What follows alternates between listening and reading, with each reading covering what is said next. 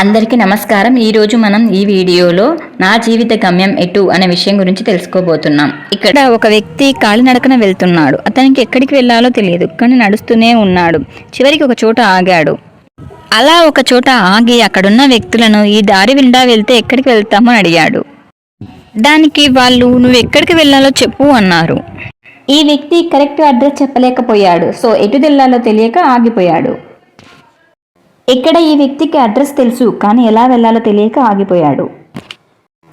ప్రతి వ్యక్తికి ఏదో ఒక లక్ష్యం ఉంటుంది, కానీ ఆ లక్ష్యాన్ని ఎలా చేరుకోవాలో దారి తెలియక చాలామంది ఆగిపోతున్నారు.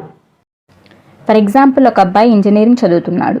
ఇంజనీరింగ్ కంప్లీట్ అయింది. నెక్స్ట్ ఏం చేయాలి అని తన ఫ్రెండ్ కళ్యాణ్ని అడిగాడు. దానికి అతను MBA చదవమని చెప్పాడు. తర్వాత కొద్ది రోజులు కనిపించలేదు. అలా కొన్ని సంవత్సరాలు గడిచాక ఒక హాస్పిటల్లో కనిపించాడు. ఏమైందిరా, ఎందుకు ఇక్కడ ఉన్నావు? నేను MBA చేయమని చెప్పాను కదా, చేసావా అని అడిగాడు కళ్యాణ్. నువ్వు MBA చేయమని చెప్పాక నేను మా మేనమామ ఇంటికి వెళ్ళాను. మా మేనమామ అది వేస్ట్, నువ్వు MTech చెయ్యని చెప్పాడు. సరే అని నేను ఇంటికి వెళ్ళాను.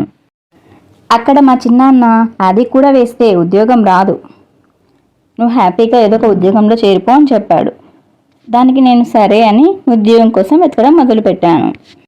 అలా ఉద్యోగం కోసం వెతుకుతుండగా మన ఫ్రెండ్ సురేష్, అరే ఇండియాలో ఉద్యోగం వేస్ట్రా, చాకరీ చేయిస్తారు, శాలరీస్ కూడా మనం ఎక్స్పెక్ట్ చేసినంత ఇవ్వరు, నువ్వు అమెరికాలో ట్రై చేయి, మన ఫ్రెండ్స్ అంతా అక్కడే ఉన్నారు, వాళ్ళు ఇప్పుడు లక్షలు సంపాదిస్తున్నారు అని చెప్పాడు. నేను కూడా సరే అని 2 times వీసా కోసం ట్రై చేశాను, కానీ వీసా క్యాన్సిల్ అయ్యింది. ఇంకా మెంటల్గా డిస్టర్బ్ అయ్యాను.